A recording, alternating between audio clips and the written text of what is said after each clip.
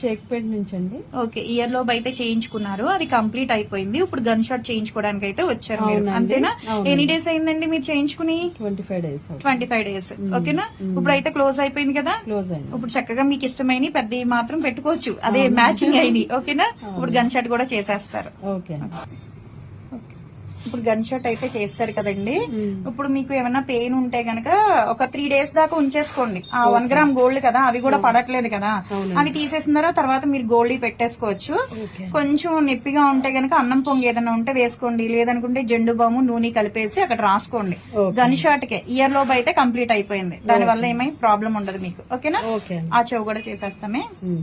ఇప్పుడు మీరు gun shot చేయించుకున్నారు కదా, ఇయర్ లోబ్ కూడా చేయించుకున్నారు. ఎవరికైనా సజెషన్ చేయాలంటే ఏం చేస్తారు మీరు చెప్తారా? ధైర్యం చేసి చేయించుకోవాలా, లేకపోతే మీకు ఎవరన్నా భయం వేసిందా?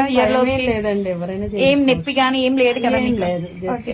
వచ్చి అయితే చక్కగా చేయించుకోవచ్చు కదా ఇయర్ లోబ్ అనేది. అర్థమైంది కదండి. ఎవరికైనా కావాలి అనుకుంటే చివరంధ్రాలు సాగిపోయినాయని బాధపడుతున్నారు అనుకుంటే కనుక చక్కగా ఇయర్ లోబ్ వచ్చి చేయించుకోవచ్చు. చక్కగా 25 days అయిన తర్వాత గన్ షాట్ కూడా చేయించేసుకోవచ్చు అనమాట. అంటే శరీర తత్వాన్ని బట్టి ఫాస్ట్ గా క్లోజింగ్ అవటం హోలు కొంతమందికి స్లోగా అవుతుంది, కొంతమందికి నెల కూడా పడుతుంది. కంగారేం పడక్కర్లేదు.